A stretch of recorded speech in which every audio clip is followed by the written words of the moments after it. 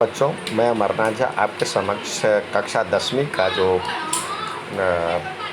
Term wise syllabus है तो उसमें फर्स्ट टर्म का सिलेबस कैसा होगा तो उसके अकॉर्डिंग हम बात कर रहे हैं, उसके लिए हम बात कर रहे हैं। तो देखिए, ये 2 टर्म में होगा, इसकी जानकारी है आपको। तो 2 टर्म में आपका पूरा सिलेबस में कोई काट-छाँट नहीं हुआ है, तो उसको 2 टर्म में बाँट दिया गया है। तो कुछ पहले टर्म में पूछा जा रहा है, कुछ दूसरे टर्म में पूछा जा रहा है। तो पहले टर्म की बात करें, उसका असेसमेंट कैसा होगा, तो इसमें चैप्टर नंबर 1 की बात हो रही है। जो नंबर सिस्टम है, चैप्टर नंबर 1 जो 6 नंबर का आएगा। चैप्टर नंबर ये 6 नंबर का है। फिर अलजेब्रा में कई चैप्टर होते हैं, दूसरा तीसरा इसमें है। तो चैप्टर नंबर 2 और 3 जो 10 नंबर का आएगा। कोऑर्डिनेट ज्योमेट्री चैप्टर नंबर 7 है, ये 6 नंबर का है। ज्योमेट्रिकल पार्ट जो चैप्टर नंबर 6 की यहाँ पे बात होगी, वो ज्योमेट्री में 6 नंबर का आएगा। और ट्रिगोनोमेट्री यानी चैप्टर नंबर 9 है, 8 है शायद ट्रिगोनोमेट्री में। तो ये चैप्टर नंबर 5, मतलब ये 5 नंबर का आएगा। मेंसुरेशन जो एरिया रिलेटेड टू सर्कल है उसका आएगा। फिर स्टैटिक्स एंड प्रोबेबिलिटी में सिर्फ स्टैटिक्स की यहाँ पे बात की गई है, तो ये स्टैटिक्स में भी पूरा नहीं है। तो ये आपका कुल 40 नंबर का है। तो हमारा पहला ये काम होना चाहिए, जो चैप्टर नंबर 1 पहले अच्छी तरह कर लें, चैप्टर नंबर 2 भी कर सकते हैं, चैप्टर नंबर 3 भी कर सकते हैं। तो यानी 16 नंबर यहाँ पे हो गया। उसके बाद हम चलेंगे स्टैटिक्स एंड प्रोबेबिलिटी आप अच्छी तरह कर सकते हैं, कोऑर्डिनेट ज्योमेट्री भी अच्छी तरह कर सकते हैं। तो पहले 3 चैप्टर यदि आप अच्छी तरह से कर लेते हैं, पहले 3 चैप्टर नंबर तो 16 नंबर हो जाएगा। यानी आप 16 नंबर यहाँ से और स्टैटिक्स वाला कर लेते तो 19 नंबर की आपकी तैयारी हो जाएगी। यानी 50% आप लगभग कर सकते हैं अच्छी तरह। उसके बाद टाइम बचे तो दूसरे चैप्टर पर ध्यान दें। इन तीनों को पहले अच्छी तरह ध्यान दें। और फिर इंटरनल असेसमेंट जो आएगा, तो पीरियोडिक टेस्ट के इसमें 3 नंबर आएंगे, जो आपको टाइम टू टाइम टेस्ट लिया जाएगा। Multiple assessment pen paper test या गूगल फॉर्म के रूप में स्कूल लिया मतलब लेता है, तो 2 नंबर का आएगा। और 3 नंबर का दूसरे पार्ट में आएगा। पोर्टफोलियो जो इस चैप्टर से संबंधित बनाएंगे, पोर्टफोलियो में इसका पार्ट रखेंगे, तो वो 2 नंबर का आएगा। और सब्जेक्ट इनरिचमेंट यानी प्रैक्टिकल फाइल जो बनाते हैं, प्रैक्टिकल फाइल भी इस चैप्टर का यदि इसमें डालते हैं, दोनों चैप्टर एक ही फाइल में बना लें, दोनों मतलब इस टर्म का सिलेबस के अकॉर्डिंग बनाएंगे, तो ये उसमें 3 नंबर मार्क्स होगा, यानी 10 नंबर यहाँ से हो गए, तो कुल 50 नंबर है।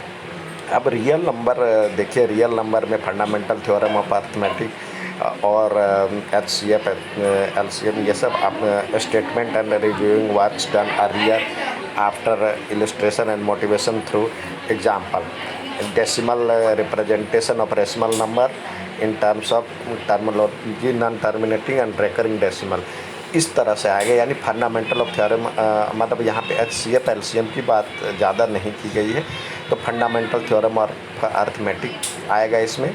और उसके बाद डेसिमल एक्सप्रेशन आएगा, और टर्मिनेटिंग नॉन टर्मिनेटिंग और ये है। और फिर कुछ जो statement after reviewing works done after earlier and after illustration and motivation through example के कुछ एग्जाम्पल दिए जाएंगे, उसके आधार पर आपको सवाल हल करने होंगे। उसके बाद पॉलिनोमियल पे आते हैं, तो zero of polynomial, relations between zero and coefficient of quadratic polynomial वाली, मतलब जीरो ऑफ पॉलिनोमियल निकालना है। फिर relations between zero and coefficient of quadratic polynomial, इसी पे बात की गई, ज़्यादा इसमें तैयारी नहीं करनी है। Linear pair of linear equation in 2 variable, तो उसमें 2 वेरिएबल का इसमें जो है ग्राफिकल रिप्रेजेंटेशन मेथड, कंसिस्टेंसी और इनकंसिस्टेंसी की बात की गई। Algebraic condition for number of solution of pair of linear equation with 2 variable algebraically bye substituting and bye eliminating simple substituting problem, यानी कई में डबल से सब्स्टिट्यूटिंग आता है, तो वो नहीं आएगा, सिंपल सब्स्टिट्यूटिंग वाला आएगा। और आपको इसमें ग्राफिकल वाला तैयार करना है, और अलजेब्रिक में बाय सब्स्टिट्यूटिंग या एलिमिनेटिंग मेथड 2 ही का यूज़ करना है। इसके बाद कोऑर्डिनेटेड ज्योमेट्री में आते हैं तो इसमें कंसेप्ट ऑफ कोऑर्डिनेट ज्योमेट्री जो चैप्टर नंबर मतलब पिछले क्लास में आपने पढ़ा है तो कॉन्सेप्ट को तैयार करना है। 9th का है graph of a linear equation का ग्राफ बनाना, डिस्टेंस फार्मूला और सेक्शन फार्मूला, ये 2 फार्मूला का यहाँ पे यूज होगा। उसके बाद आते हैं ट्रेंगल में आप इसमें जो 5 जो थ्योरम पे ध्यान देंगे। A line is drawn parallel to one side of a triangle intersecting to other 2 sides at a distance point। तो यानी ये बीपीटी थ्योरम है। और फिर if the line divided 2 sides in a train इसी का कन्वर्स है। तो यानी बीपीटी का कन्वर्स यानी पाइथागोरस थ्योरम भी है इसमें।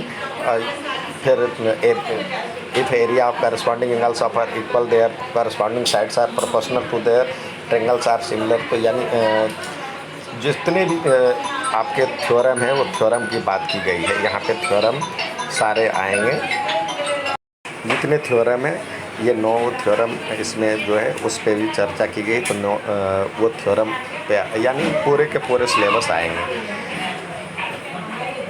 इसके बाद आप ट्रिगोनोमेट्री में बात करते तो ट्रिगोनोमेट्रिकल रेशियो ऑफ आइडेंटिटीज़ यानी ये एंगल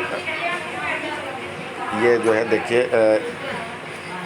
यहाँ पे जो आपको लिखा हुआ है एक्यूट एंगल ट्रायंगल का ये जो formula proof of their existence well defined, मतलब trigonometrical ratios of acute angle of a right angle triangle, proof of their existence, ये भी आपको प्रूफ भी इसमें लिखना है।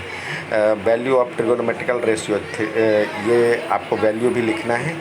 और relation between ratios sine cos tan theta की बात की गई है। फिर proof of application of identities यानी ये भी आपको प्रूफ भी इस बार लिखना है, तैयार करना है। इसके बाद एरिया रिलेटेड टू सर्कल में motivate the area of circle, area of sector, segment of a circle, problem based on area and perimeter, circumference and above said plane figure. यानी आपको इसमें मोटिवेटिव एरिया ऑफ सर्कल की चर्चा की गई। इसमें sector का, सेगमेंट का, इसका जो कंसेप्ट बढ़िया से आपको तैयार होगा तो उस पर आपको सवाल जो दिए जाएंगे आप बना सकते हैं। Problem based on areas and perimeter, circumference on the above plane figure. उसके बाद इसमें जो 60 और 90 का ही प्रॉब्लम जो होगा सेगमेंट का उसी से पूछा जाएगा। Simple quadrilaterals and circle should be taken. इसके बाद प्रोबेबिलिटी में है क्लासिकल डेफिनेशन ऑफ प्रोबेबिलिटी। इसमें स्टैटिक्स में प्रोबेबिलिटी की बात की गई है। Simple problem finding the probability on an event, classical definition of probability और simple problem of finding of the probability of an event. यानी क्लासिकल डेफिनेशन के बारे में पूछा जाएगा।